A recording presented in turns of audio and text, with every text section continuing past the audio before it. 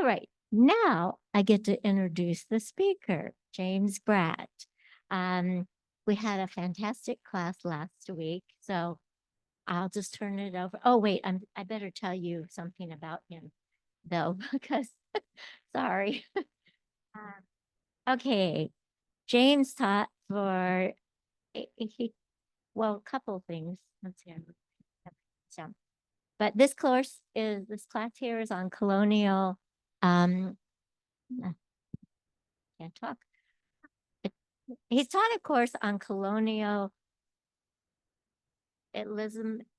Wait, how did you say it? You've done it every year for 30 years when you were at Calvin College. So how did you describe that class? Oh, okay.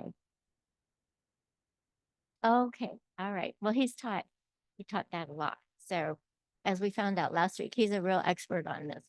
And then he also is a Fulbright scholar, and he's taught got his PhD from Yale, and he taught at the University of Pittsburgh, and he's already said about Calvin. So I'm just going to turn it over to him whenever he's ready. So, I forgot to mention, if you do have a question anytime during the presentation or you want to make a comment, please raise your hand. I'll get to you as fast as I can to give you the microphone, but we need to make sure everybody at home can hear. So we want to make sure we wait for the microphone. Okay. Maybe one day they'll kick me out of this job, but I'm kind of enjoying it now, so it's okay. Okay, thank you. Yeah, I taught colonial America at Calvin for 30 years. And I, excuse me, at the request of people at Calvin Press, I wrote a very short book. These are part of the series called Calvin Shorts. And there's a picture of John Calvin with shorts on. Yeah, see, with walking shorts. He did the Camino too. You didn't know that, did you, Doug? Anyway, so this is available. It's an at-will publisher, so or on demand, I should say. So if you'd like a copy of this is essentially a narrative of my lecture notes. It's the only book I've ever written where I didn't consult any notes, and it was so much fun to write and not get bogged down in sheaves of printouts and yellow legal pads and all that. So yeah, American Roots, if you're interested in kind of my background overview of early American history, you can read this. And also some recommended reading at the end if you're glutton for more punishment. This is the textbook I used, Alan Taylor, a real premier American historian, American Colonies. He's written subsequent books on American revolutions, and he's written the most recent one is up through the Civil War era. So he looks at American history in continental scope. So what's going on in Mexico? What's going on in the nation that will become Canada, not just in the future or current United States. So just FYI, American Colonies by Alan Taylor. Okay.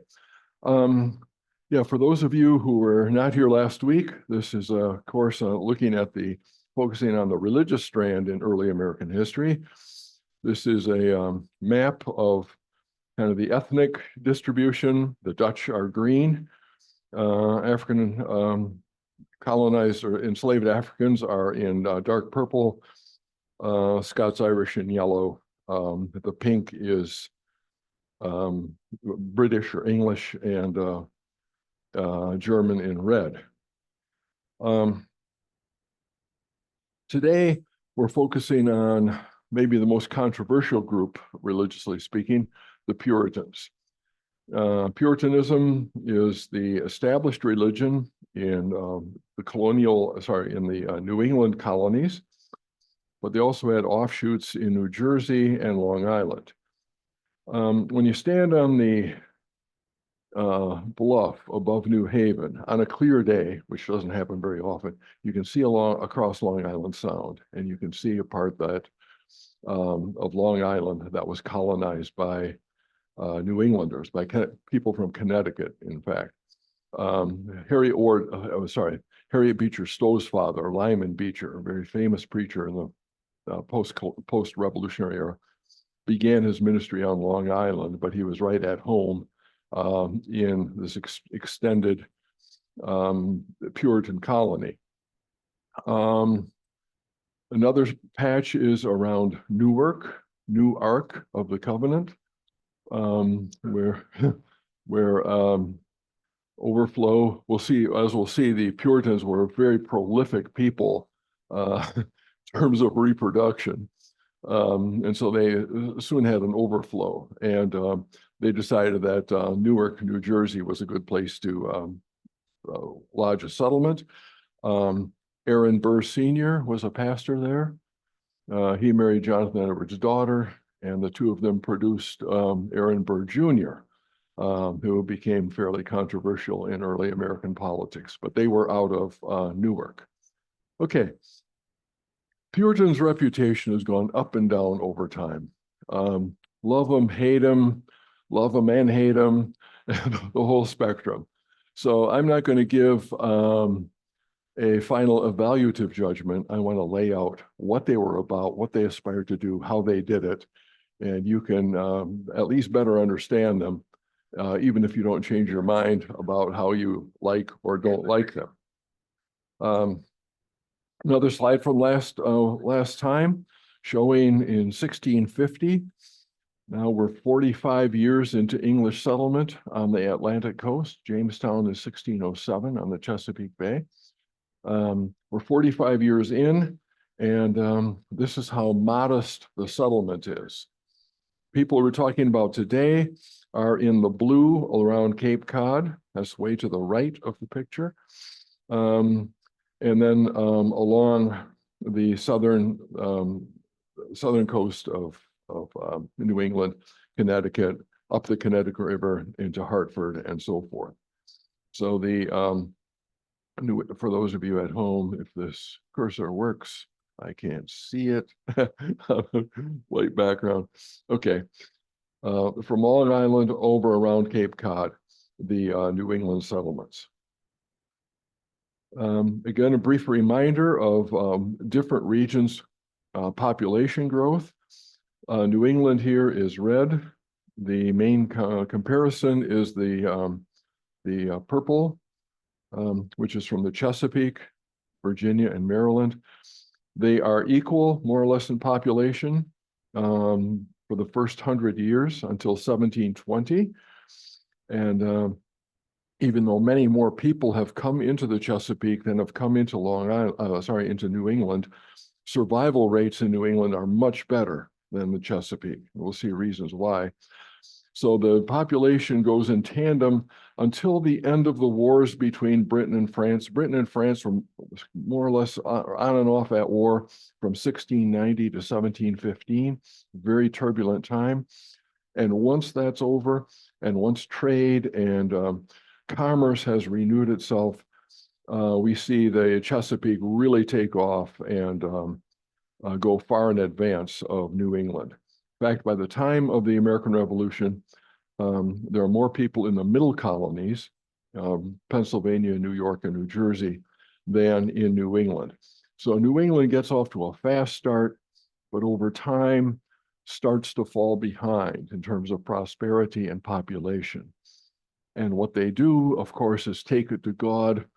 What have we done wrong? Why are you pouring out your wrath upon us that these other places are gaining? God has a controversy with his people. One of the most recurrent sermon titles from the New England pulpit. Okay, more later. African-American population, you see it really spiking along with general population growth in the Chesapeake. But the yellow line at the bottom is the incidence of African-Americans in New England and you can see it is minuscule. The least of all the different sections. And where they are present, it's largely on the wharves and docks. So you'll see some in New Haven, you'll see some in New London, you'll see some in Boston. But otherwise, it would be a population that's serving, their house servants of professionals like Jonathan Edwards, who owned a few slaves. Benjamin Franklin also owned a few slaves. You don't have appliances, you have enslaved people doing the hard work. Okay. This is New England. Notice that Maine is a colony of Massachusetts. It's an extension of Massachusetts, and it will remain so until 1820, when it's part of you remember this, the Missouri Compromise. You had to keep the number of slave and free states equal. Missouri was coming into the Union. How are you going to balance that with a free state? Well, how about Maine? They're sick of being dominated by Boston. We'll make them a free state or an independent state.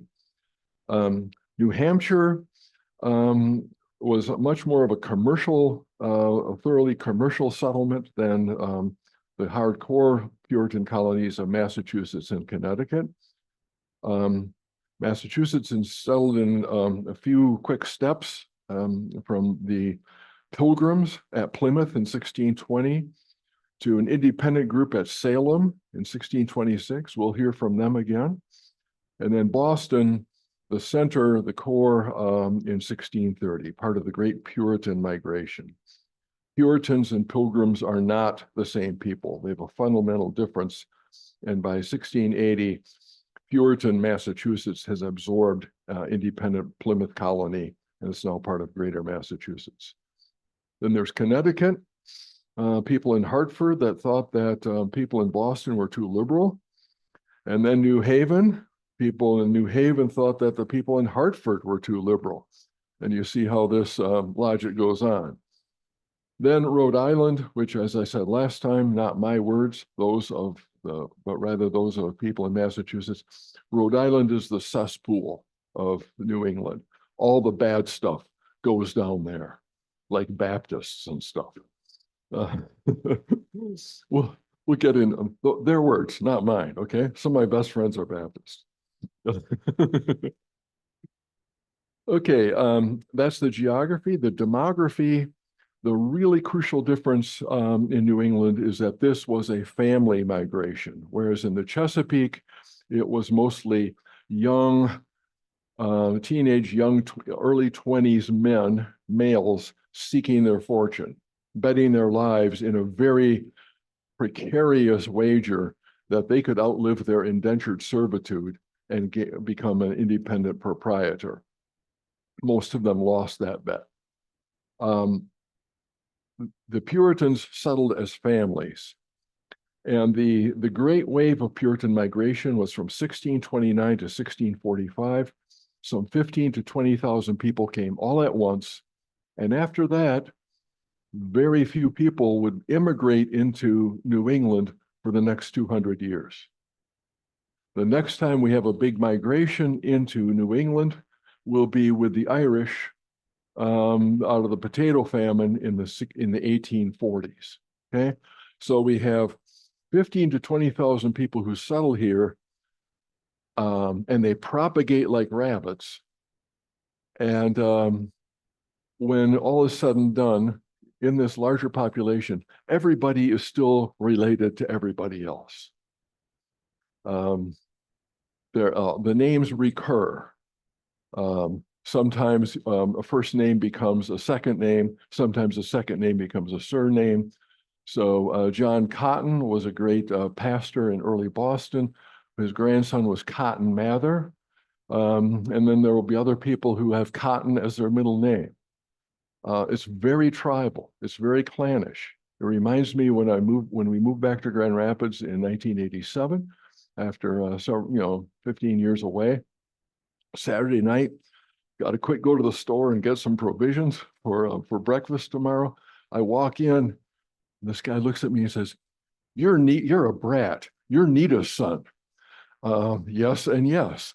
Well, he had gone to school with her in Sheboygan, Wisconsin, and his cousin was her cousin, and that's New England. It's very tribal, for better and for worse. There's some really good things about tribalism, right? Mutual support, mutual accountability. Um, there's some really negative things about tribalism, and in New England we see this amplified. They had a very rough first winter in the in New England. They weren't used to these good English people were not used to that fierce a winter. But very soon it became clear that this was a healthy region. In fact, it's the healthiest region with the greatest long life expectancy in the whole Western Hemisphere. Not a great place for vacation. If you want to do that, go to Barbados. If you go to Barbados, you're going to be working in a sugar field and you're going to die within 5 years. Okay, so choose your poison. This is also a region with some of the highest fertility rates in the world. Young men could get a freehold of land fairly early. Therefore, they were eligible to become husbands. And therefore, the women tended to marry younger than in other places. And they had a pretty good diet. And so women tended to survive more often the most lethal experience, the deadliest experience that women had in early modern times, which is childbirth. Okay, you go through New England cemeteries, go through New York cemeteries, back into the 16th and 17th and 18th century, and you'll see family plots with mother dying and infant dying within a few days of each other, the mother at a fairly early age. That happened less in New England, although if you walk through New England town cemeteries, you'll see that it did happen. So ladies, you can expect 8 pregnancies in your lifetime. Yeah? That might be the good news or the bad news for you. The really good news is that 5 of those infants will survive into their first 5 years. So the lethal time for little kids in early modern period is birth, and then the childhood diseases that reap a deadly harvest in the early years. So healthy and high rates of reproduction. New England also had the highest rates of literacy and the highest rates of political participation, I think, in the world. Almost every male could read and write. Females could at least write their signature. This is really quite remarkable. Harvard, pretty good school, is founded within 6-7 years of the founding of Massachusetts colony. William and Mary is not founded for until after 75 years of settlement in the Chesapeake. And the Quakers, the main group in Pennsylvania, don't found a college at all for 130 years. So there's a real commitment to education here, to literacy, because if you're going to get good with God, which is a #1 priority, you have to be able to read the Bible. So a great promotion of literacy. There's a school, a common school, a public school, we would say, elementary education required in every village by statute. So the Puritans, we talked about them. Who are Puritans? They're Calvinists, essentially. So in France, we call Calvinists Huguenots. In Scotland, we call them Presbyterians. In the Netherlands, we call them Reformed. In England, we call them Puritans. So they're English Calvinists, but they depart from the continental model of Calvinism for several reasons.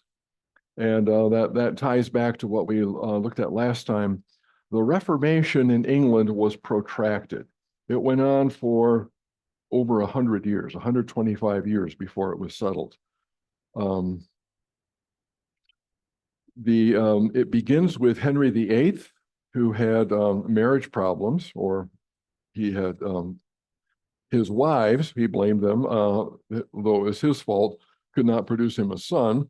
So he wanted a divorce, and he couldn't get one from the Pope because the Pope was under the thumb of the Emperor Charles V, who was the nephew of Henry's first wife.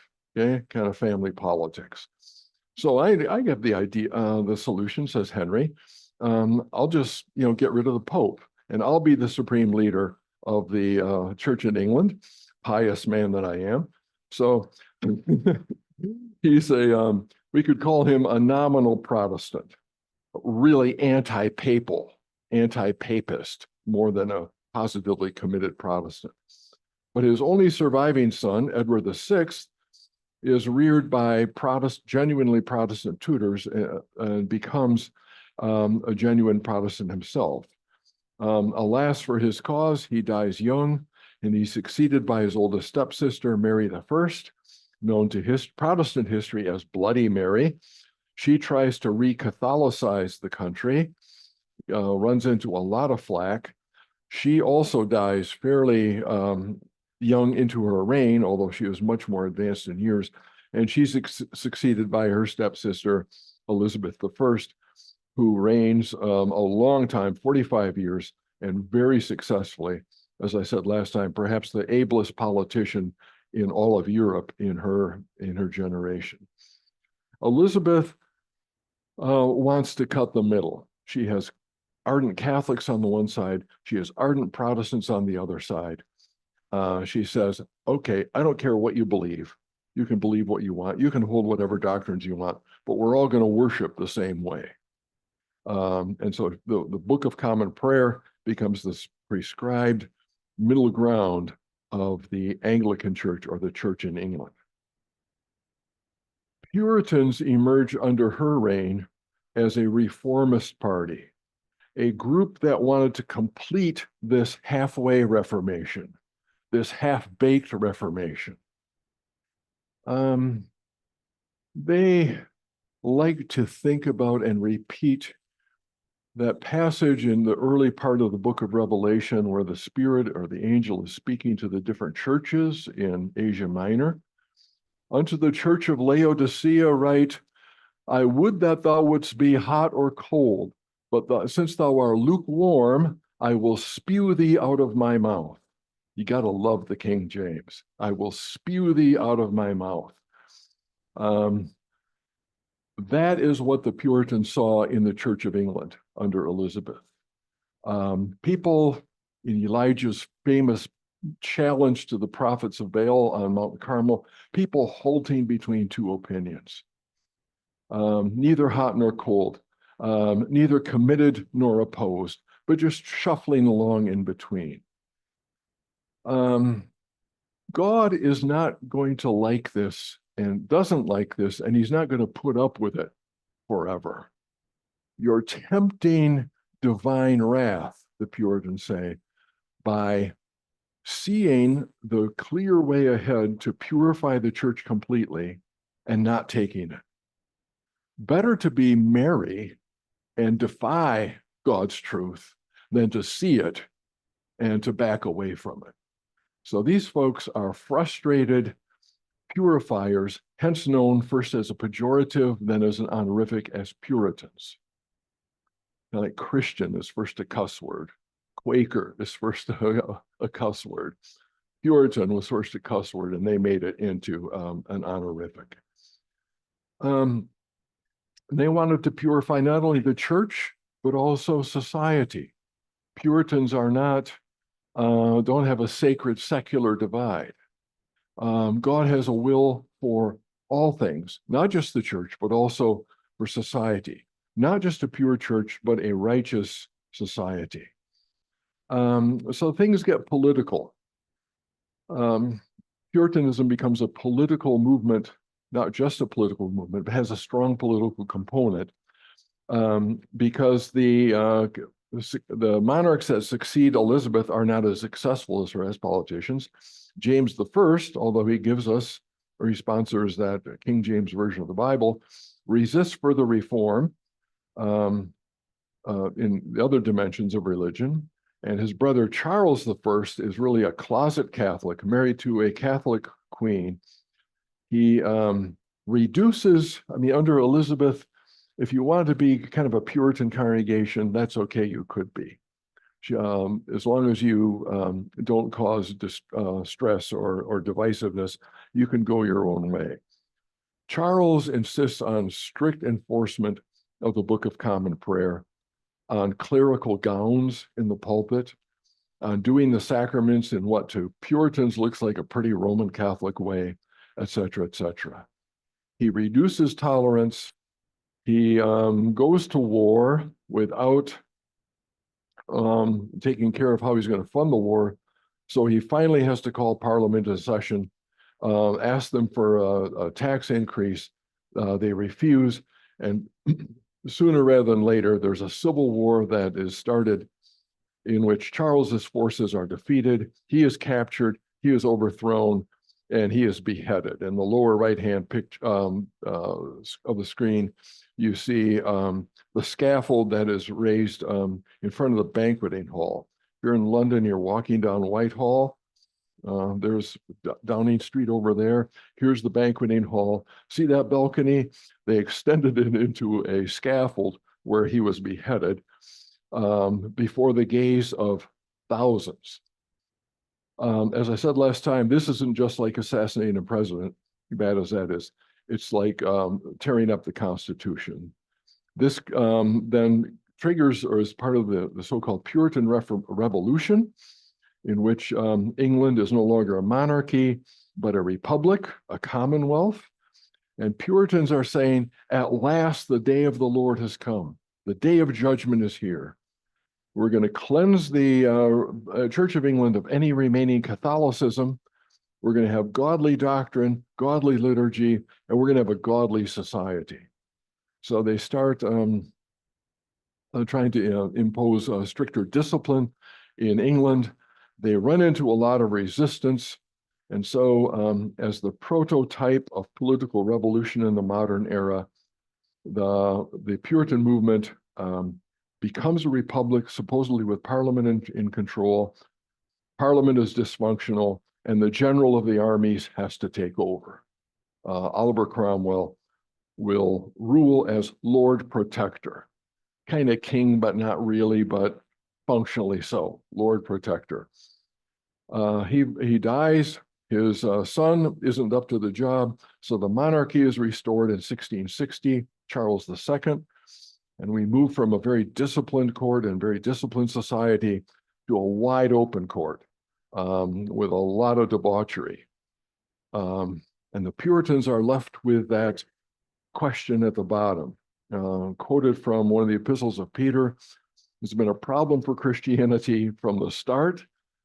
Jesus is coming back soon. The day of judgment is here. See St. Paul all the time. Well, where is he? Where is the promise of his coming? The day of the Lord has come and gone. Now what do we do?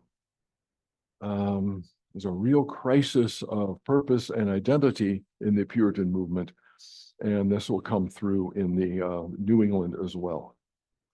Okay, the religious consequences of this long, protracted Reformation gives to the English Calvinists, called Puritans, certain elements, certain features that other Calvinists don't have. First of all, in this sort of halfway in between thing, Puritans tended to cluster in gathered congregations. We have a little bit of the phenomenon we have today where everybody's in their own communication bubble, right? You don't know anybody in the other silo, this segregating, segmenting. The Puritans did that. So some congregations in England were known as intensely Puritan, and Puritans from more standard looking and practicing congregations would be uncomfortable with that and go to these places that were committed to the cause of further reform. So people show up and they say, we'd like to be members of this church. Well, how do we know that you're truly saved? that you're truly committed to the Lord's cause of purifying the Church of England.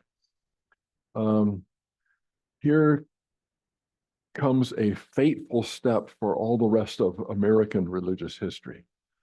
To become a member of one of these gathered congregations, you have to give a testimony of your conversion. You don't just have to claim that you own the Lord, you love the Lord, and want to walk in the Lord's ways.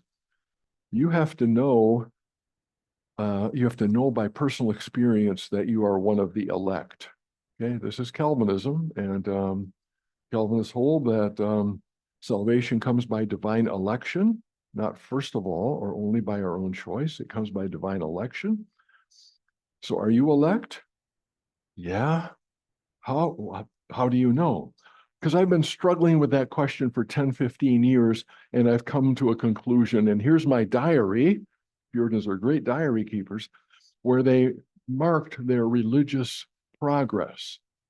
One of the great books to come out of this movement is Pilgrim's Progress. Yeah? Life is a struggle. Religion is a struggle. But finally you break through and you have the conviction that you are one of the elect. And you relate that to the church council.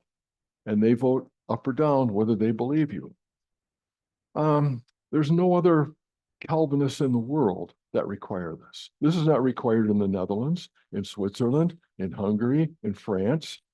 John Calvin was famously challenged, in Geneva. Oh, Master Calvin, how do I know whether I'm elect? Well, just behave as if you are.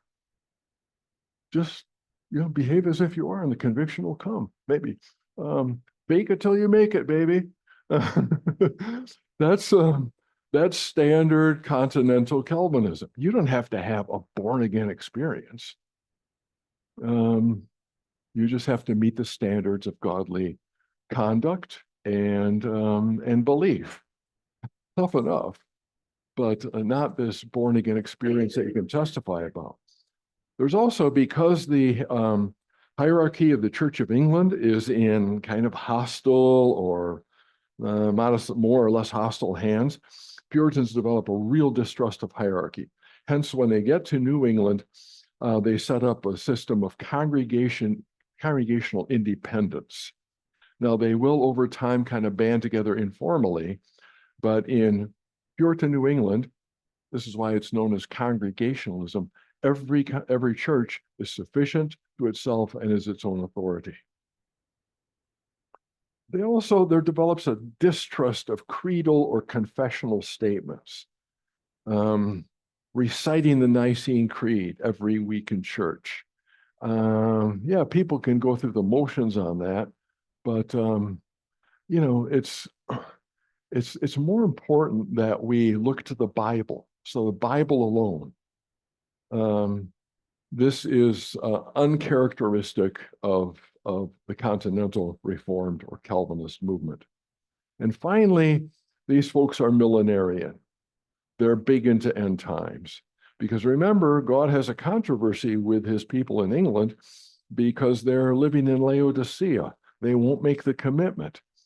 God is patient, but God's patience will run out, and then all the vials of wrath will be poured out. Well, I don't want to be under a vial of wrath. How do you know? How soon will this happen? And here every American radio preacher is joining the chorus. Oh, very soon. Oh, very soon. In our lifetime. This is the origin of that. Again, there are millenarian end times outbursts in the Reformed churches across the continent, but not so commonly, proportionally speaking. It's far more common to think this way in England because the Reformation has been taking such a long time and God is getting angrier and angrier. Okay, so then given this Puritan movement in England, why do some of them, a small minority of them, go to New England? Well, first of all, to escape the day of wrath. God's not going to put up with England forever. And under the reign of Charles I, not just religiously, but in climate disasters, in the economy, bad harvests and so forth. It seemed that God's wrath, the bowl of God's wrath, was tipping more and more. Kind of like our anticipation of the doomsday of climate change, huh? The clock is ticking. We got to get out of here. Well, you can't escape climate change, but these folks thought that they could escape the bowl of God's wrath, go to New England. And there, so first of all, escape, that's the, if you will, the negative motive. The positive motive was to set up a purified church, and not just a purified church, but a Christian commonwealth, according to biblical principles, according to the Old Testament model. We're going to set up a trial run of a purified church and a righteous society. And come the day of the Lord back in Old England, we'll export it back there. So we're going to set up a test model of what God wants. And then when come the revolution in England, they'll be very happy to welcome us over. Strong influence here of Old Testament models. God laid out in Torah what he expects of a righteous society. We can follow that. And also given their experience, they were modeling themselves. They cast themselves as God's new Israel, leaving the land of punishment and oppression of Old England, like Egypt. We will cross a big Red Sea called the Atlantic Ocean and take possession of Canaan. So they were Puritans, emigres in their own mind, were recapitulating the story of the Exodus and Joshua and Judges in Old Testament times. Okay, that's a lot. Any questions on any of this?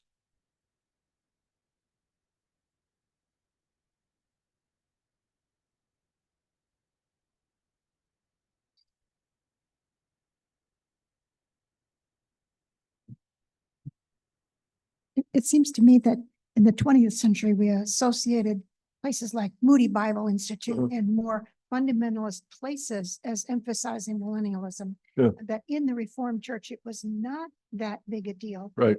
In my childhood, Right. just growing up in Holland just wasn't emphasized at all. Right. And so was it more characteristic of England than the Midwest in the 1950s? No, this is characteristic of Puritanism, and we'll talk about the influence of Puritanism over time. It's this is the English tweak on Calvinism. So in Scots Presbyterianism, you don't have this. The Huguenots, you don't have this. The Dutch Reform, you don't have this. Not carrying that millennial so much. No, because in these other places, the Reformation kind of happened like that. The town council said, okay, we're going to be reformed now. It was top down. All the power, both political and religious, was given to the Reformation. In England, they had to struggle to get that position over 100 years with a lot of losses along the way. So how do you explain the situation? Well, it's people are defying God's will, and we look in the Bible, when you defy God's will, the day of judgment will come. And then the book of Daniel and the book of Revelation, you have a code by which you can figure out when this day is going to come. So would we say that more blood was shed in English tradition over religion than over on the continent, or is it just well, you had the 30 Years' War in Europe, shed a lot of blood. But that was places. That was Protestant versus Catholic. You had more tension, intra-Protestant tension in England than in other places. Back there.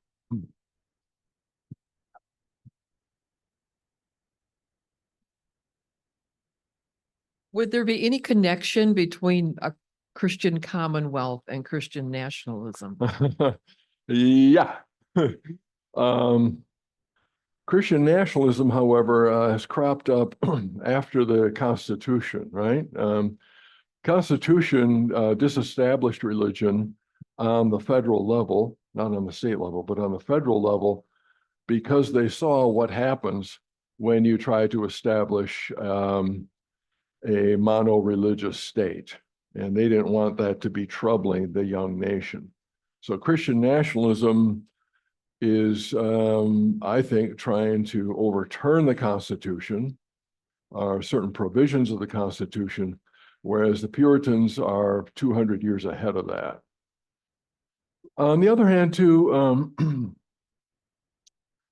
you know, there's been a lot of criticism and good criticism of religion that's purely personal and individualistic and private, right? Jesus said that he came to bring in the kingdom, not for you to have a born again experience. He wanted to bring in the kingdom. The Bible is full of corporate communal models of religious reform and religious righteousness. And the Puritans were all about that. So this is not privatized personal religion. This is not individualistic religion. This is not me and Jesus. So in my opinion, there's something really good about this instinct. There's something really dangerous about this instinct. And the problem is to cut the middle, right? Try to reap the virtues without the defects. Excuse me. And I think a lot of people in what would be the United States woke up to the problems because of the Puritans pushing things too far. Christian nationalist people, as I don't, you know, my colleague and good friend Kristen Dumais reads all this stuff. I bless you, child. I don't know how you can do that, but from what I read of it or about it, yeah, they'd like to get back to kind of a Christian commonwealth in very different circumstances. Okay, we can talk more about this later, but Puritans, as I said, aren't just about me and Jesus. They're not just a religious movement. They want a total social reformation as well. So it's important to look comparatively at Puritan social organization. And I showed you the map of colonial Chesapeake, Virginia, and Maryland last time. The map of colonial New England looks very, very different. And that's partly because you only have one river that goes into the interior. Remember in Virginia, all those rivers coming to the sea, you can have ocean-going ships penetrating up to the fall line. There's only the Connecticut River that you can do that here. So in Virginia, people tended to string themselves along those rivers. In New England, people clustered in towns. In fact, you could not settle in New England until you became accepted as a citizen of a town. The town board would decide whether you might settle in their precincts or not. And to do that, they would judge your character. It would help if they knew your relatives. Did I say tribal? And you had to, as a newcomer, you had to sign the covenant. There was a church covenant. I will support the efforts of the church. I believe the doctrines of the church, and I will support it. I will not try to start another church or dissent against it publicly. There's also a town covenant, a political covenant, whereby you pledge to abide by the rules. The New England society is a town settlement, people clustering together rather than dispersing out, clustering together, and literally you had to sign the social contract to be a member of this town. You didn't qualify just by buying property there. You couldn't buy property. You couldn't get a legitimate deed unless you were a member of the town. And so go home and look at an atlas, the New England, like Connecticut. Get your road atlas out and look at Connecticut. Look at all the towns. There are just a myriad of them. And look at all the biblical names of the towns too, while you're at it. Bible only, right? Here it helps to compare, if you will, the social shapes of different colonial regions. In New England, upper right, we have the circle. People are bound together in a circle of the town precincts.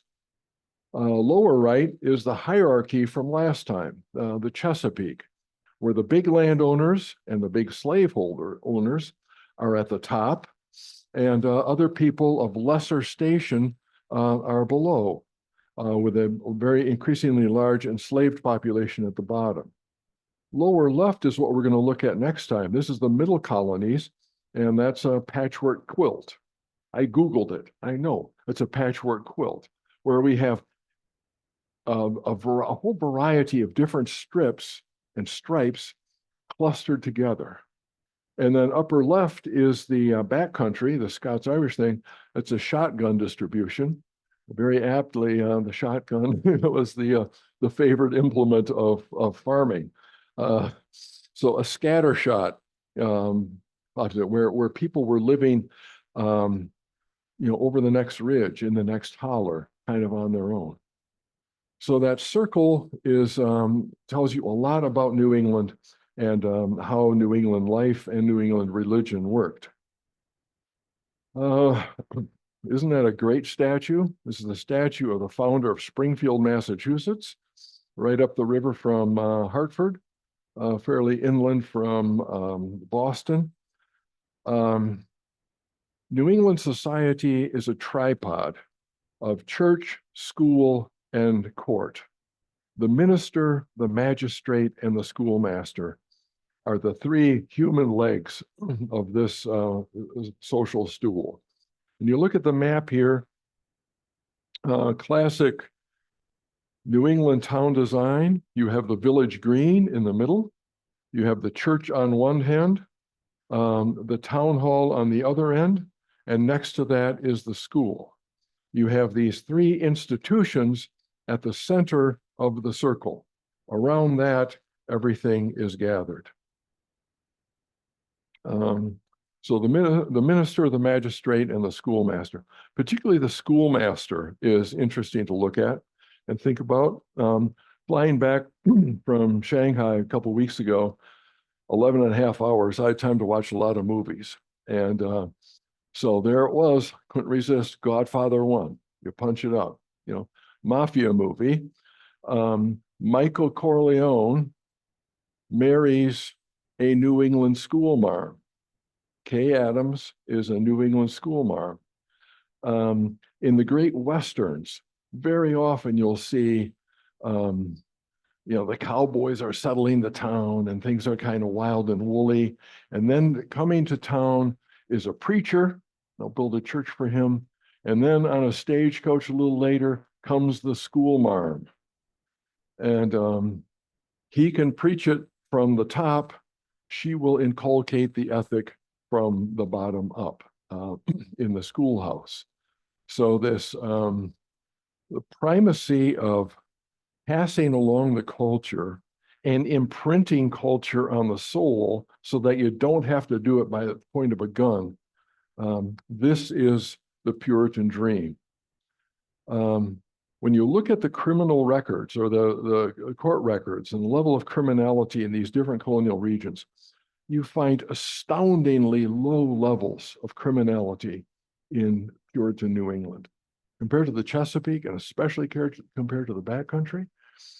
And the worst of sins in the Puritan hierarchy, the worst of sins is aggression. It's not Nathaniel Hawthorne's picture of adultery. Nathaniel Hawthorne was a Victorian. He had stuff about sex. Puritans in the colonial period had stuff about violence, not just physical violence, but verbal violence. So there is, this is the good side of repression. Huh? We don't like repression because we had a little too much when we were kids, but keeping young men under control so they don't shoot each other, this is a good thing. And New England mastered it. And they did it by the means of culture, not by law, not by the magistrate forcing people to punishing them in court. You don't want to get to court. You want to preclude violence and other dysfunctional behavior And that's where the schoolmaster comes in. Okay, I could give you a picture of Boston, the Common, yeah. One end, Park Congregational Church. The other end, the state capitol. If you ever been to Boston, just picture that. You have church and state and the common in between.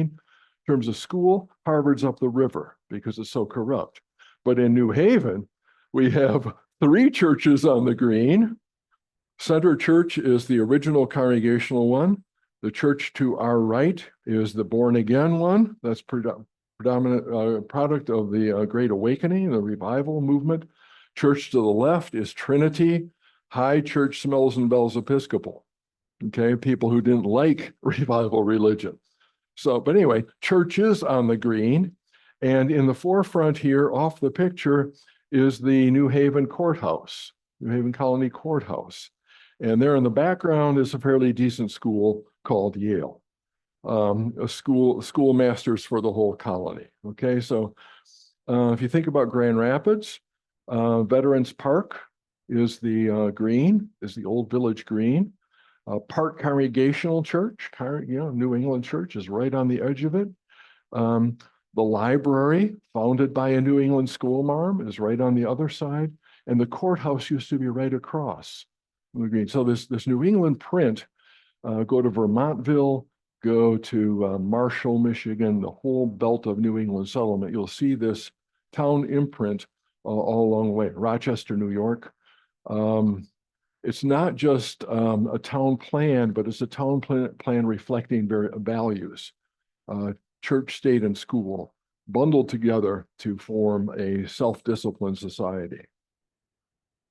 So the social ideals are of a gathered community. Back to this map, you see that all the dwellings are clustered around the village green and the institutions, and then the farm plots are lying out. So you don't have a separate farm, a separate house on your acreage.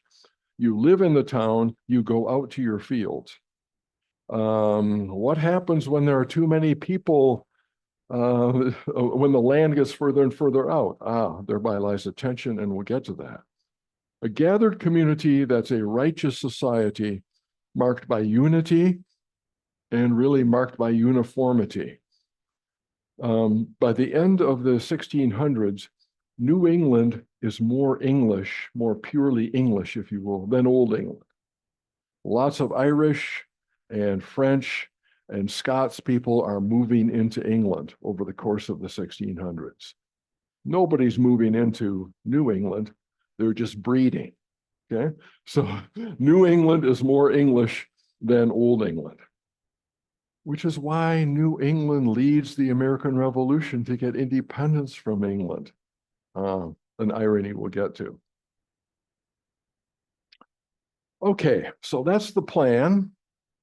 But as the iron law of history teaches, stuff happens. Plans go awry. Hidden tensions within the plan come to the fore. Hegel called this the dialectic, yeah? And Karl Marx picked up on that. Our value systems hide inner tensions that can become outright contradictions. And New England has a crisis in the 1600s every 30 years. So the first one comes in the 1630s, right after the colony begins. And it's the problem of when rebels become rulers, okay? Or when you're delivered with the curse of answered prayer. When you get your way, oops, we're left with something that we have to handle now. And we were just protesters on the outside before, now we're the rulers on the inside. And this crisis comes out with the case of 2 different people, Roger Williams on the left and Anne Hutchinson there on the right. Roger Williams' case, he was a pastor at Salem, which recall was independent of the original Puritan settlement in Boston. Roger Williams fired a twofold protest against the state, a double-barrel shotgun against the state. He said an established church is no church at all. If you're going to purify the church, you want it to be entirely voluntary. You want it to have no privilege, no social or political privilege. You want people to be in there because they've been born again, not because there's an advantage, because it's a state-favored church. So he wanted the church disestablished. That's why he's always honored as one of the pioneers of American religious liberty. He also said that the crown, the king back in England, had no right to seize Indian land and sell it to various companies. So the New England Company was a corporation that then purchased rights from the monarch to sell to their various shareholders. Roger Williams said, you have no right to seize that land from the Indians. You have to buy it from them. For this twofold heresy, he was banished to Rhode Island, as I said, the cesspool of New England. So all the dissenters from Connecticut, Massachusetts, so forth, would filter down to Rhode Island. And Hutchinson is associated with the so-called antinomian controversy, anti-law controversy. Anne Hutchinson was a highly literate, highly self-educated theologically. Her father was a graduate of Cambridge, and she read all his books, and she knew her way around Calvinist theology. And she said, I thought we read that we're saved by grace and not by works. Yet the preachers in New England are saying that, yes, we're saved by grace and not by works, but we can sort of prepare our hearts to be fallow ground for the seeds of grace when they're preached to us from the pulpit. We can prepare our hearts. Works. The preachers were also saying that, it's better to help the little old lady across the street than to push her in front of the bus, right? I mean, we have some basic rules of civility. Even if you're not born again, it's good to be a good citizen. Better to be a good citizen than a bad citizen. Salvation by works. Anne was supremely suspicious of anything that human beings might claim to do to earn their way to salvation. The authorities said, yeah, you're right, but, we have a society to run here, We can't have people pushing old ladies in front of the bus. We have to encourage them from the pulpit to behave themselves. Anne said, I thought we had come from Old England to escape religious error, and now you're promulgating it from the pulpit. Well, things went on, and things went on particularly because Anne was a highly trusted, very crucial member of Boston society. She was a midwife, right? There were lots of babies to deliver. And remember, childbirth is the deadliest threat to women's survival, at least until your 50s. So she was a medical, but also a spiritual authority, or she had a lot of spiritual credibility because she was helping women pass through a very perilous circumstance. And they said to her, Anne, you have a lot of insights about Scripture. Can we have a Bible study at your house? Sure, let's have a Bible study. Well, the Bible study grew and grew until her house couldn't accommodate the crowd anymore. And she thought that the particular passage of Scripture that should be studied this week is what the preacher preached on the Sunday before. Okay, so now the preacher is coming directly under critique by a lay person, no, a lay woman. So there's a lot of gender role stuff mixed up in this as well. So they brought her up on heresy trials, And she was quoting Bible back at them as well as they were throwing it out at her. And they said, finally, after 2 days of this testimony, Mistress Hutchinson, how do you know that your interpretation is right? Because the Spirit told me. The Spirit revealed it in my heart. Mistress Hutchinson, in Massachusetts here, we're good Reformed people. We say sola scriptura, right? The Bible alone. You're invoking private revelation over the standards of Scripture. And that brought the hammer down. She was exiled. She went to Long Island, excuse me, and was died, not by result of Puritan imposition, but died at the hands of an Indian raid on Long Island. Her progeny would have the last laugh in a way, however. One of her descendants was Thomas Hutchinson, who was the lieutenant governor of Massachusetts under King George III, at the time of the Stamp Act and the Tea Party and so forth. Thomas Hutchinson was the voice of loyalism, of Toryism in Massachusetts at the time of the American Revolution. There's a long-standing hostility there. Yeah. What I understand is that she first started preaching to women, and then their husbands were Yeah. coming as well, so she was in large crowds, and that a woman wasn't allowed ever to preach. Right. So the question is, or the observation is, she first was starting just to preach to women, just to speak with women, and that's okay. But the women would go home and talk around the table about the insights of Mistress Hutchinson, and their husbands would be intrigued. Particularly the merchants were intrigued because Massachusetts was not founded as a free enterprise colony. This was a highly regulated society, highly regulated economy, and the merchants tended to chafe at that. So the merchant husbands and any other guy who was kind of on the outs with the preacher for whatever reason tended to like what Anne Hutchinson was saying. And now we have a woman preaching before, or teaching before. She was not technically preaching. She was just unpacking the scriptures, right? Before, in the terms of the time, the charming term of the time, a promiscuous audience. Promiscuous meant people of both genders.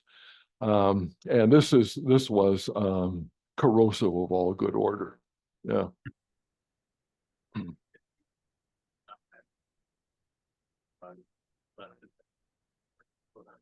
To Providence, Rhode Island, or Portsmouth, New Hampshire.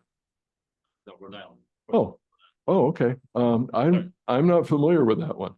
I think that's where they first established the town of Portsmouth, which is Okay. near Newport, where they Okay, could they basically said you can settle in this town no matter what religion you Right. are. So a lot of the Quakers and others Yeah. left Boston and went to Oh, the Quakers, yeah, for sure. and some of the merchants. like- Yeah.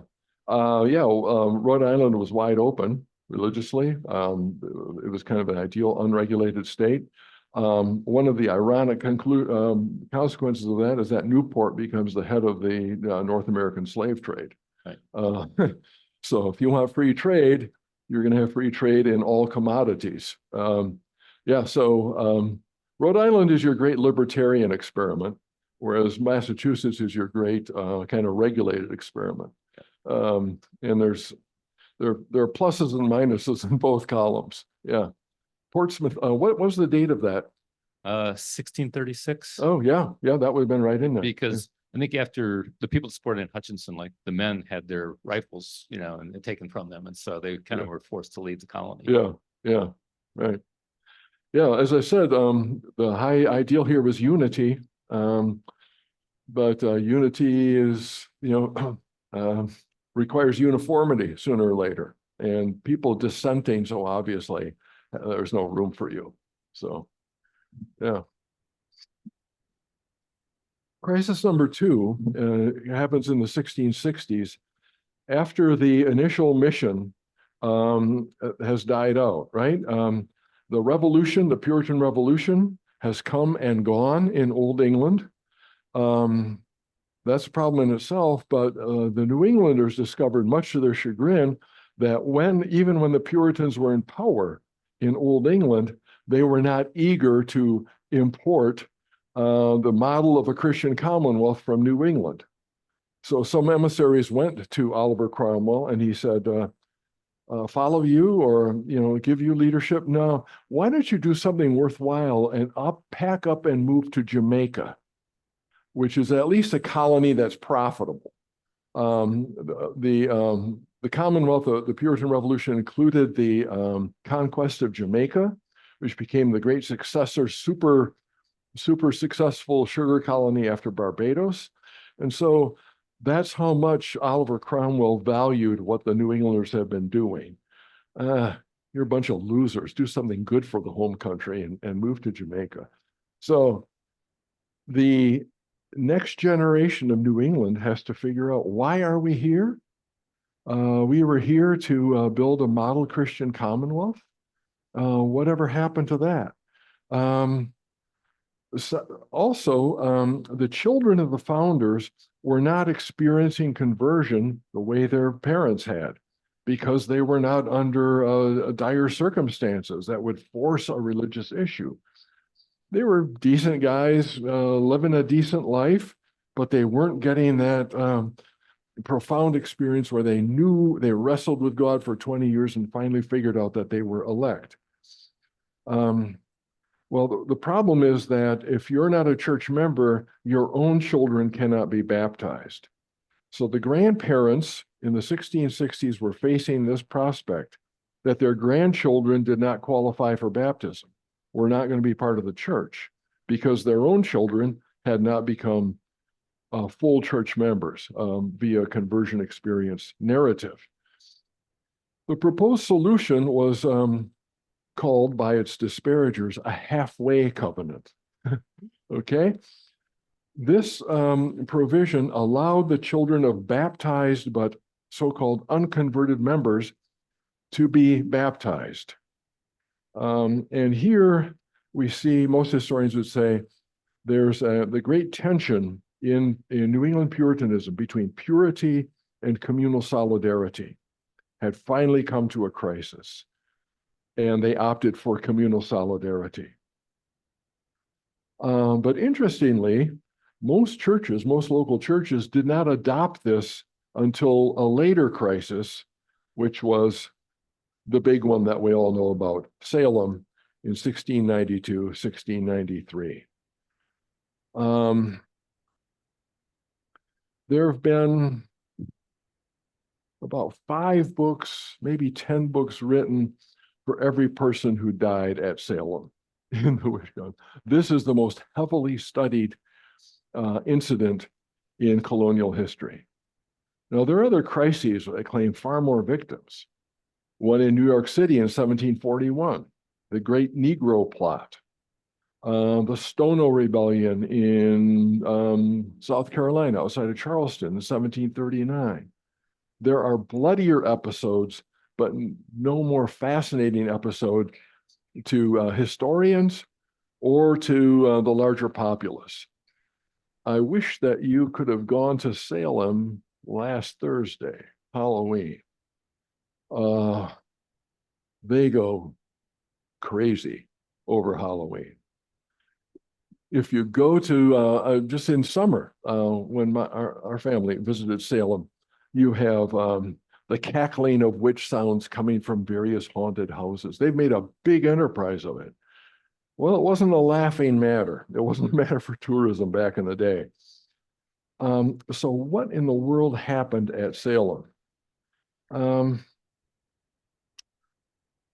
Particularly by comparison with other witch crazes or witch scares, there were a lot of them over New England history. And usually the magistrates suppressed them. They did not credit the testimony that Goody Smith is a witch and gave my cow the pox and whatnot. Go away, go back home. The ministers and the magistrates typically suppressed witchcraft accusations. So what was going on at Salem that let the, if you will, the black cat out of the bag? You like that one? Okay, okay. Well, by 1690, there had been a cascade of disasters. King Philip's War, or Metacom's War, had been an uprising by the remaining native peoples against the incursion, the further and further incursion upon Indian land. The population pressure on the white side in New England was intense. There was land hunger. Sometimes they bought land from the Indians, sometimes more often they did not. And so there was this uprising that, proportionate to population, was the bloodiest war in American history, King Philip's War.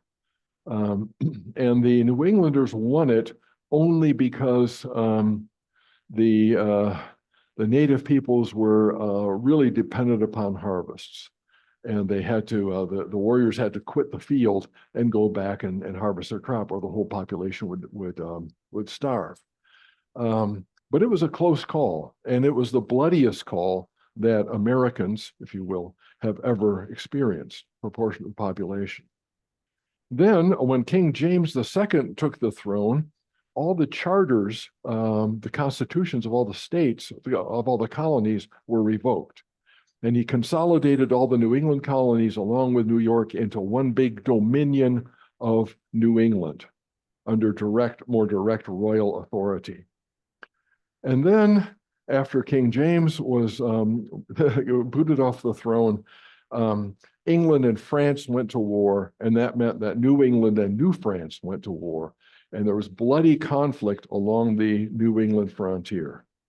In that context, in Salem, we see a flood of accusations. Almost all the accusations were against women by women. Teenagers going against grandma.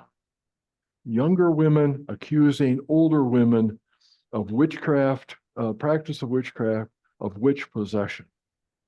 Now, indeed, male courts pick this up, but it's not prima facie a strictly male versus female thing. It's, in the first case, first instance, it's female versus female. It's young versus old.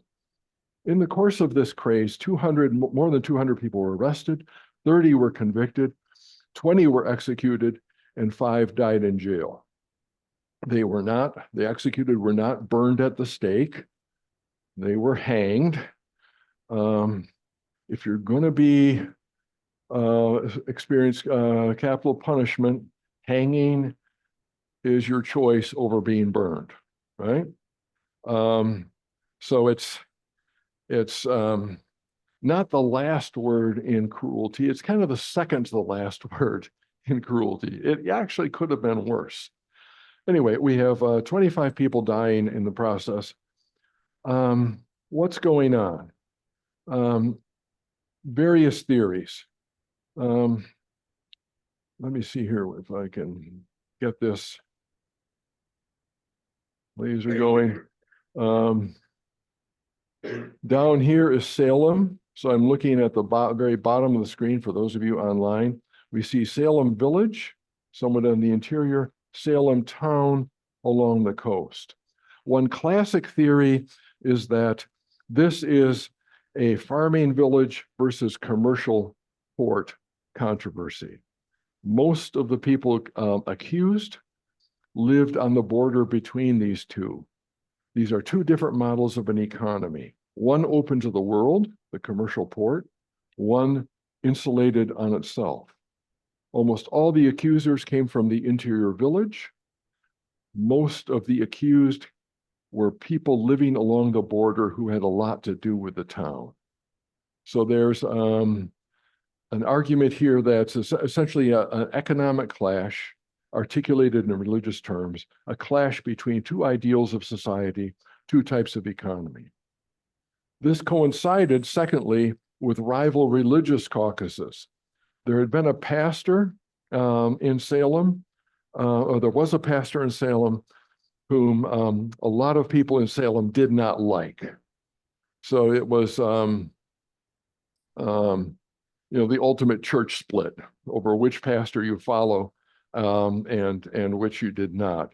It was girls in his home that first raised the cry of witchcraft. One that I find really compelling, because I'm a kind of institutional sort of thinker, institutional guy, is that we have a collapse of nerve, a loss of nerve on the part of the judiciary. People that were Harvard educated, university educated, should have kept this in check, both the ministers and the magistrates, and they didn't. And the key legal move came in the process of the trials when spectral evidence was admitted as good evidence. That is to say, the accuser would say, oh, I dreamed or I had a vision of Goody Smith doing this to my neighbor. Ordinarily, the judge would have said, the jury will disregard. They let it stand. And as the accusations went along, more and more of it was mounting spectral evidence. And after a while, you can make up or testify to your imagination all you want. It was taken seriously. So why did the judges lose their nerve? Partly it's because of those crises. I mean, we have an unremitting 15-year series of setbacks and disasters and threats. God must really have a controversy with his people, with us. What are we doing wrong? Well, when they tried to reform this and reform that, preachers were calling people to discipline and righteousness, to stop sinning and so forth. They worked and worked and worked at it and didn't work because part of the crisis here, and what the most recent book I find really compelling, talks about the frontier war between New France at the top of the map and New England down here, comes to a point at Falmouth, present-day Portland, Maine, in Falmouth, where you have an Indian raid that kills a lot of people and sends a lot of refugees on the road, and they wind up in Salem. Why is God so put out with us? What are we doing wrong? To invoke the church lady on Saturday Night Live, could it be Satan? And the problem is deeper among us. Satan has taken root here. There's an enemy within that must be purged. And it's witch accusations. I find this one really compelling because the dates of when this craze set off were right after these war refugees who had seen their parents slaughtered, okay? I mean, I'm not downplaying their trauma. They flee to relatives and friends in Salem, and soon after they get in town, that things explode. And I think they do explode along the lines of these economic theories, economic and religious rivalries and so forth. And then the real failure, there's a reason that Nathaniel Hawthorne was so embarrassed, so guilt-ridden about the role of his great whatever grandpa on the Salem bench here. So that we have the Scarlet Letter to to thank for this as well. Okay, so my own theory is, how does a community dedicated to purity and unity deal with lethal stress? If you're committed to purity and unity, what happens when you're suffering life and death circumstances? You'll have something like Salem. Don't want to leave it there though. The Puritans have had an outsized legacy in American history. First of all, it has been the mother of all schools and the font of higher education. I mean, the Ivy League is mostly New England, right? Or the New England extension called upstate New York, where you get Cornell. You have a few outliers like Penn, and Princeton is really a product of New England. So we have more colleges and universities per capita in colonial New England and the early republic than anywhere else in the country, by far. These are the great schoolmasters of the American nation. Virginians are the great generals of the nation and the presidents. New England has the schoolmasters. It is also the font of churches. New New England is far and away the most churched section of colonial America, just as the South is the least churched, just a bunch of wild barbarian pagans. How do I feel about it? I don't know. So we have the exact opposite of our current situation, where the South is the Bible Belt. No, in the colonial era, New England is the Bible Belt. But there's a great duality in this religion, because as you asked, a lot of things we see in Baptists and Pentecostals and so forth, American evangelicalism, sound like the Puritans, and they are the font of a lot of revivalistic evangelicalism. They are also the font of Unitarianism. Within 200 years, every church in the New England Maritime, every church along the coastline of New England had become Unitarian.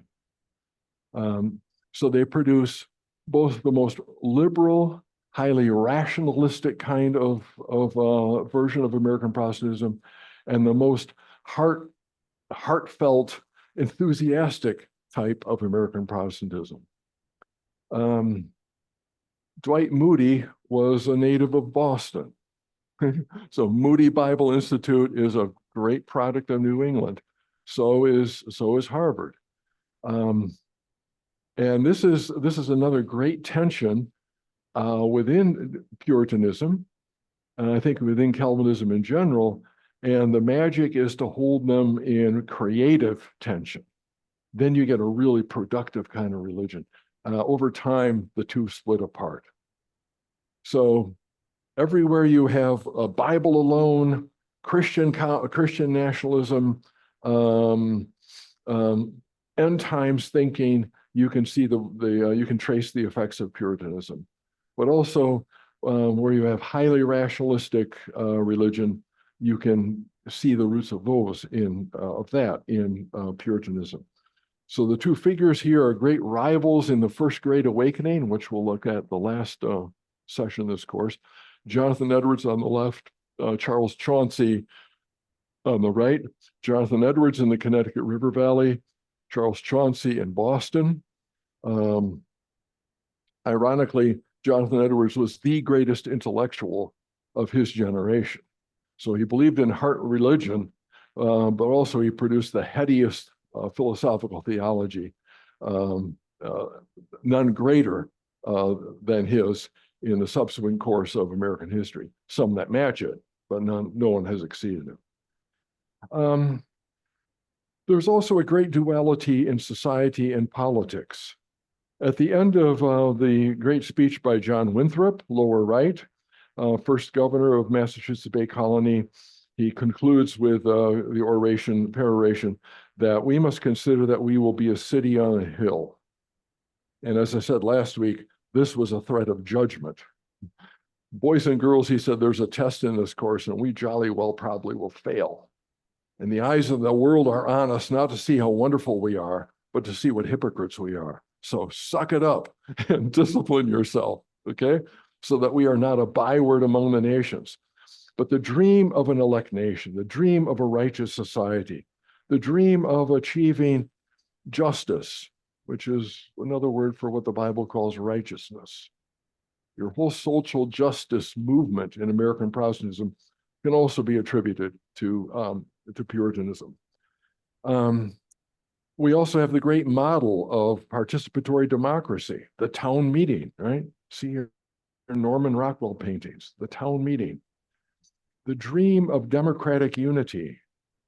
Note, please, that the town meeting would not adjourn until the vote was unanimous. Unity, okay? And if we don't have unanimity, well, we'll persuade you.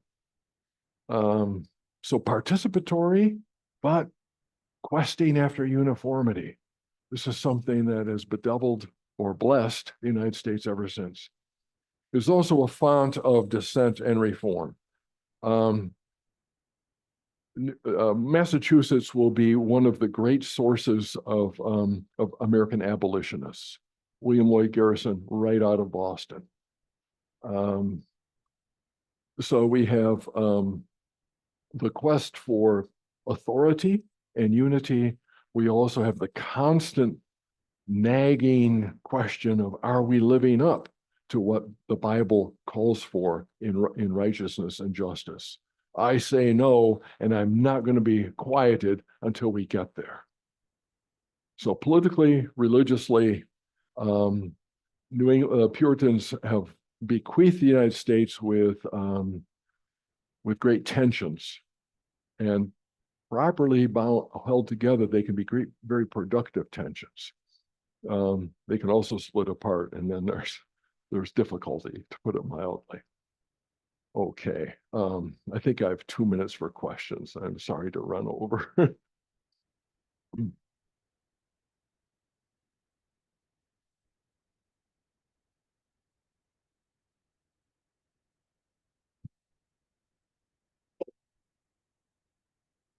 Were the Black population of Massachusetts included in public schools from the beginning?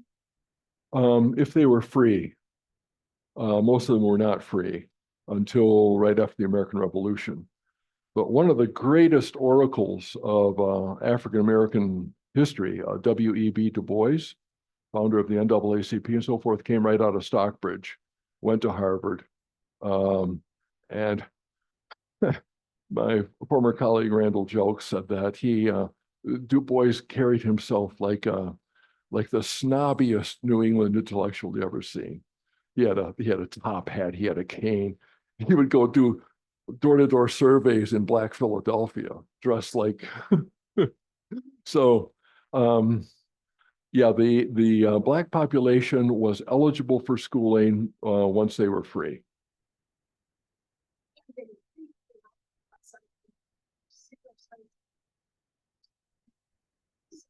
It came, across, Vermont was the first state to come into the Union without any slavery at all. There was a kind of a rolling timeline by which the other northern states liberated or ended slavery.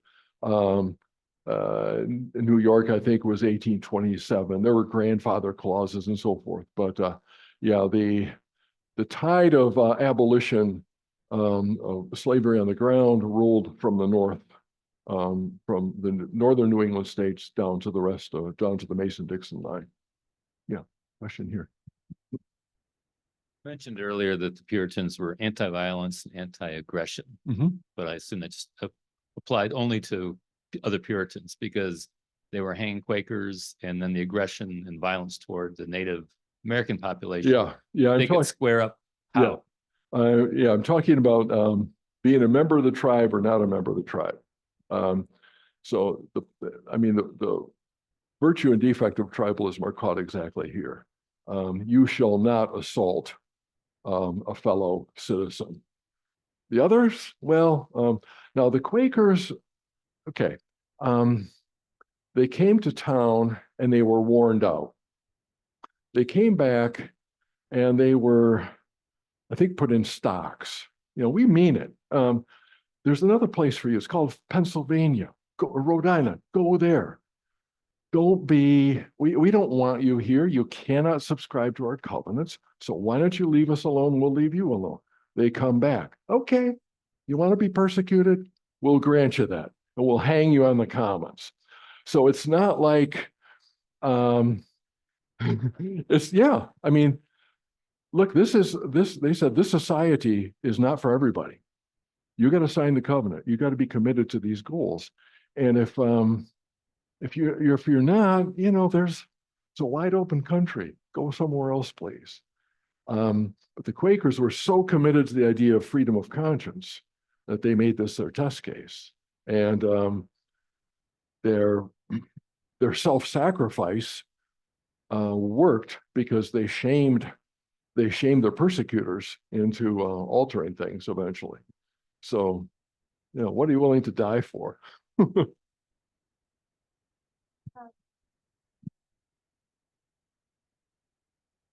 That's all the time we have for questions, but I'm going to ask one more. Would you give us what's the title, focus of next week's session? Oh yeah, next week we're going to move to the Middle Colonies, New York, New Jersey, and Pennsylvania. And we're going to get into another stream affecting future America, and that is the so-called melting pot or the salad bowl, how you deal with pluralism. There's not going to be any established religion here. The Anglicans can say they're established, but the Middle Colonies are the laboratory of pluralism. If New England is the laboratory of biblical righteousness, or attempts thereat, the Middle Colonies are set up the challenge of how you make a coherent society out of radical diversity and pluralism. And that's ethnic as well as religious. So it's a lot messier than this, but in many ways it's a lot safer too. So, and we'll even talk about Dutch people next time. Well, thank you. And would the rest of you join me in thanking our speaker? If you want to discuss anything further, I can hang around. I'm not urgent getting home, so.